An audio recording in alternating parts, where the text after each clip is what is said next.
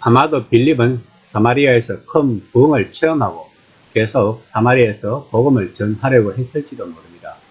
그러나 하나님의 사자는 한창 부흥의 역사가 일으키고 있는 빌립에게 아무도 없는 유다 남쪽의 광야로 가라고 했습니다. 8장 26절 말씀입니다. 주의 사자가 빌립들어 일러 가로되 일어나서 남으로 향하여 예루살렘에서 가사로 내려가는 길까지 가라 하니 그 길은 광야라. 우리가 잘 아는 바와 같이 사마리아는 예루살렘 북쪽에 위치해 있는 곳입니다. 그러나 하나님의 사자는 빌립으로 하여금 이 사마리아를 떠나 저 남쪽 이집트 가까운 곳까지 가게 하셨습니다. 우리가 생각하기에는 도대체 이 빈 광야에 누가 있다고 이런 곳에 가게 하시는가 생각하기 쉬울 것입니다. 그러나 거기에는 다 이유가 있었습니다. 다름 아닌 한 사람의 흑인에게 하나님의 말씀을 전하고자 하는 하나님의 계획이 있었던 것입니다. 8장 27에서 28절까지입니다. 일어나 가서 보니 에디오피아 사람 곧 에디오피아 여왕 간디게의 모든 국고를 맡은 관리인 내시가 에베아로 예루살렘에 왔다가 돌아가는데 수레를 타고 선지자 이사야의 글을 읽더라. 그 당시 고대 근동에서는 국가의 공직을 맡기 위해서 거세하는 일은 흔한 것이었습니다. 그 내시가 여왕의 재정장관이라는 고위 공직자입니다. 그가 유대인인 확률은 불가능할 것입니다. 또한 내시였기 때문에 개종한 유대인이었을 가능성도 없습니다. 다시 말하면 그는 경계선 밖에 있는 아웃사이더였고 유대교 체제 안에서는 영원히 아웃사이더일 수밖에 없는 사람이었습니다. 그가 유대교의 하느님과 유대교의 생활 방식에 매력을 느꼈고 그래서 에베아로 예루살렘까지 먼 길을 온 것이었습니다. 이처럼 고대 근동에서는 많은 사람들이 유대교의 매력을 느꼈던 것을 알 수 있습니다. 그런 그가 이사야서를 읽고 있었던 것입니다. 30에서 31절까지입니다. 빌립이 달려가서 선지자 이사야의 글을 읽는 것을 듣고 말하되 읽는 것을 깨닫느냐 대답하되 지도해주는 사람이 없으니 어찌 깨달을 수 있느냐 하고 빌립을 청하여 수레에 올라 같이 앉으라 하니라. 이처럼 성경 말씀은 영안이 열리지 않고 문자적으로 해석하면 지금이나 그때나 성경을 살아감에 있어서 단순한 진리에서 유익을 얻는 수준밖에 없다는 것입니다. 이 에디오피아 내시가 의문을 맞닥뜨린 구조는 무고한 희생자로 죽임을 당하는 도살장으로 끌려가는 양처럼 끌려갔다라고 예언자가 묘사한 그 사람은 누구인가 하는 것입니다. 우리는 여기서 초대 교회가 연설을 어떻게 읽었는지를 알아야 합니다. 그들은 단순히 여기저기서 특이한 본문을 찾아 임의로 예수님과 연관짓지 않았습니다. 스데반의 연설에서 보았지만 그들은 성경을 위대한 이야기로 인식했습니다. 그 이야기는 아브라함에서부터 시작되어 모세와 다윗과 예언자들을 지나 현재까지 이른다고 생각했습니다.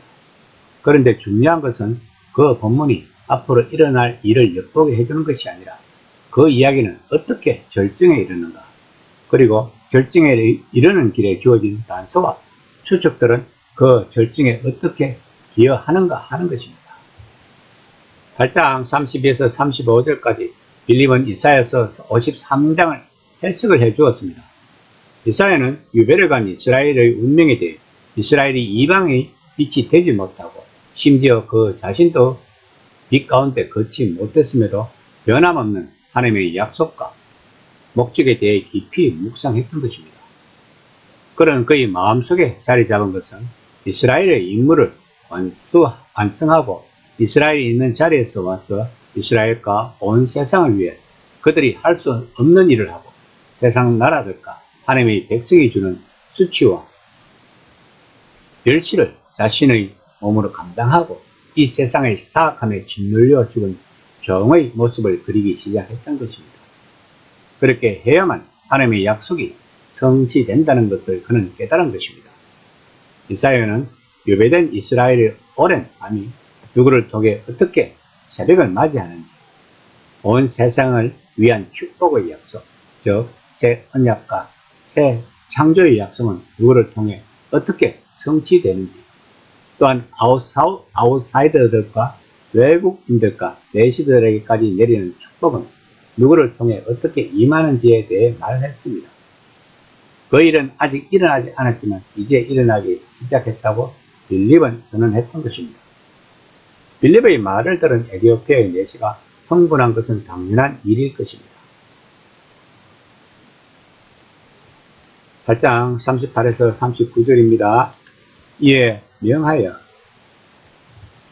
수레를 멈추고 빌립과 내시가 둘 다 물에 내려가 빌립이 세례를 베풀고 둘이 물에서 올라올세 주의 영이 빌립을 이끌어 간지라. 내시는 기쁘게 길을 가므로 그를 다시 보지 못하니라. 에티오피아 내시는 이제까지 이중으로 배제되었다가 이제는 하나님의 언약의 백성으로 들어올 수 있게 되었으니 그가 세례를 받음으로써 예수님의 죽음과 부활에 동참하고 싶어하는 것은 당연했을 것입니다. 그가 기뻐하며 가는 길을 가면서 느끼는 그 기분은 경험해보지 않은 사람들은 모를 것입니다. 그것이 첫사랑의 경험인 것입니다. 이런 사랑의 감정을 잘 유지하는 것이 신앙생활인 것입니다. 8장 40절 말씀입니다. 빌립은 아소도에 나타나 여러 성을 지나다니며 복음을 전하고 가이사라에 이르리라. 복음 전도자가 된 빌립 집사의 행적을 마무리하면서 본문은 끝납니다. 이는 이방인들을 위한 탁월한 선교사가 될 사울의 했으니까 고넬료를 방문한 베드로의 이야기를 애견하며 비유대교 사회에 복음을 전하는 주제를 계속 이어가는 이야기의 서막을 여는 것입니다. 우리는 오늘 본문에서 누가가 말한 이 위대한 이야기에서 믿음을 받아들이고 세례를 받은 첫 비유대인이 아프리카 출신 흑인이었다는 사실에 대해 곰곰이 생각해야 합니다.